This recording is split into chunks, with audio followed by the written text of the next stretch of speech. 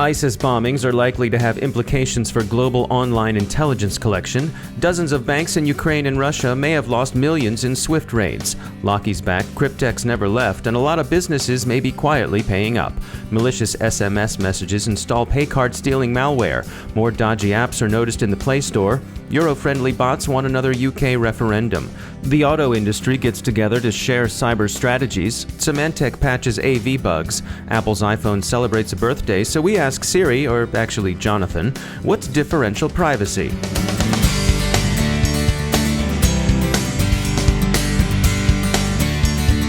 I want to take a moment to talk about our sponsor, E8 Security, and about putting your data together with E8's analytics for security that can handle the unknown unknowns. Consider what might warn you off to malware on your system. Listening or running programs on a rare or never-seen-before open port is one of them. It's easy to say that, but could you say what counted as rare or never seen before? Or would that information jump out at you as you reviewed logs? If you had the time to review your logs, and by the time the logs reached you, the news would be old. But E8's analytical tools recognize and flag that threat at once, enabling you to detect, hunt, and respond. Get the free white paper at e8security.com/DHR and get started. E8 Security, your trusted partner. That's e8security.com/DHR.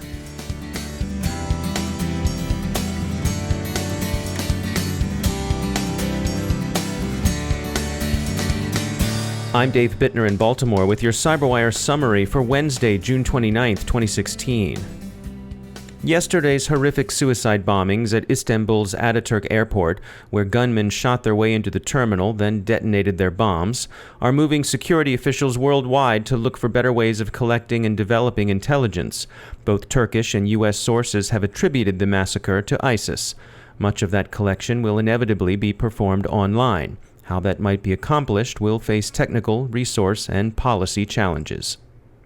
The Kyiv ISAC A branch reports that an unnamed Ukrainian bank has lost $10 million to SWIFT-enabled funds transfer fraud. ISAC A's statement, as reported in the Kyiv Post, says that dozens of banks, mostly in Ukraine and Russia, have been compromised, and that their losses may collectively run into the hundreds of millions of dollars. Commentary about the apparent theft has been guarded and short on details. It's early in the ongoing investigation, and the affected banks fear adverse public reaction. Since the SWIFT International Funds Transfer System was used to accomplish the theft, observers say it looks like Bangladesh, and speculate that the methods employed were similar to those used earlier this year against the Bangladesh bank.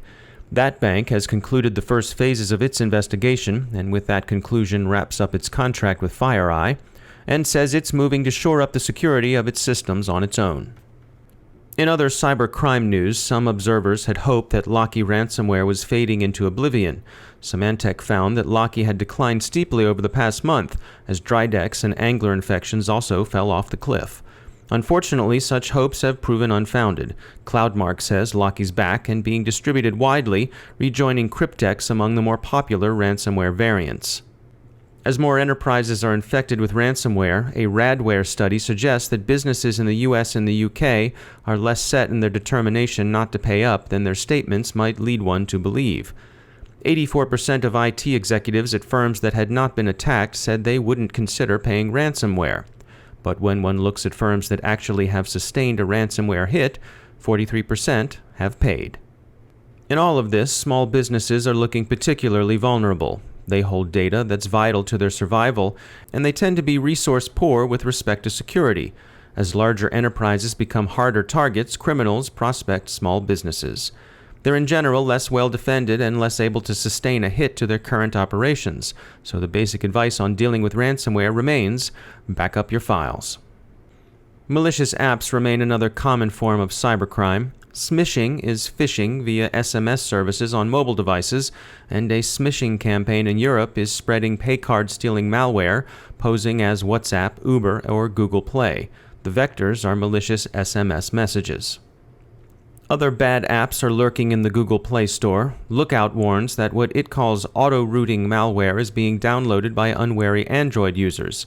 Case zero of the auto-rooting epidemic is a seemingly innocent and simple app called Level Dropper.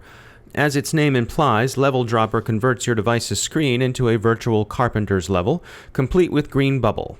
Unfortunately, it also roots your phone, giving an attacker the ability to load and run essentially whatever they please. Flash Keyboard, another popular app with about 50 million downloads, is also showing some dodgy behavior. Optio Labs says the keyboard app, produced by .c United, isn't exactly malicious, but it's really promiscuous in the privileges it asks for, few of which a keyboard would actually need, however handy and helpful that keyboard aspired to be.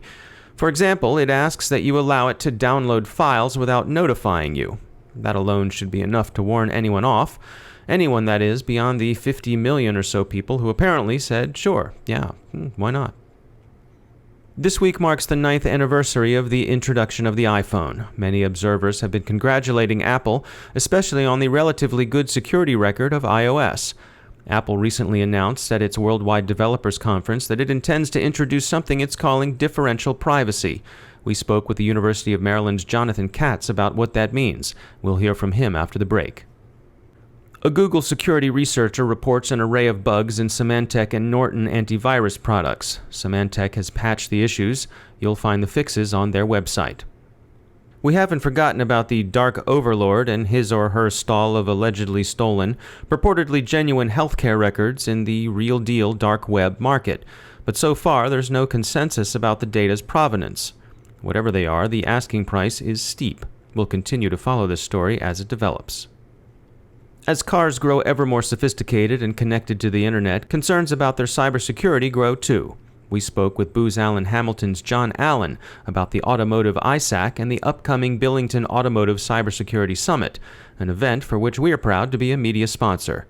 We asked Jon Allen to begin by describing the Automotive Information Sharing and Analysis Center, or ISAC.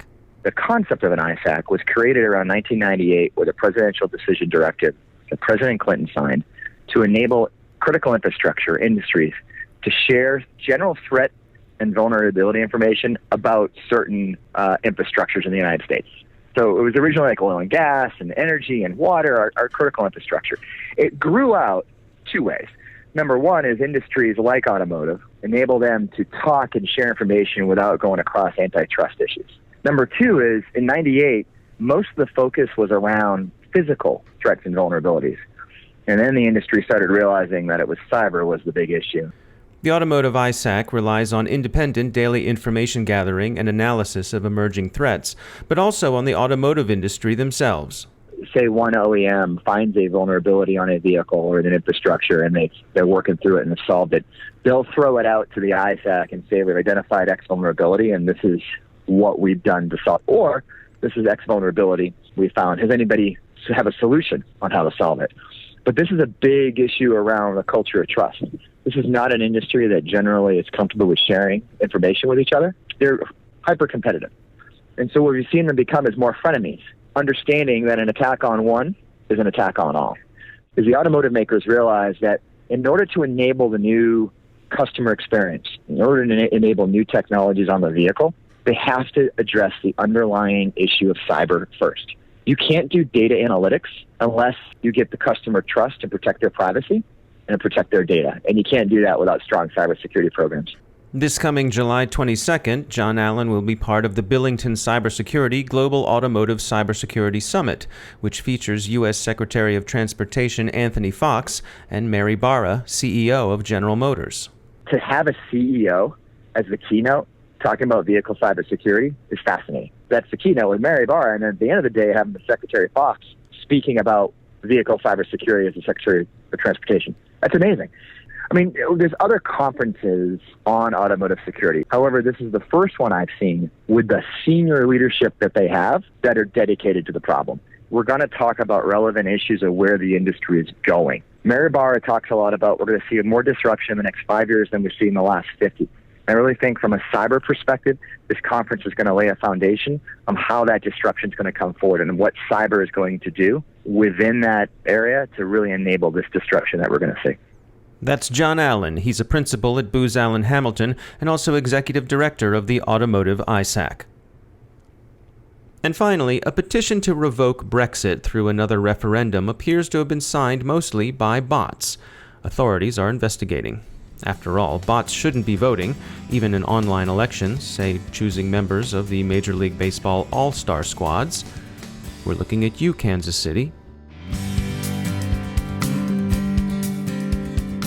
This CyberWire podcast is made possible by the generous support of Cylance, offering revolutionary cybersecurity products and services that proactively prevent, rather than reactively detect, the execution of advanced persistent threats and malware. Learn more at cylance.com.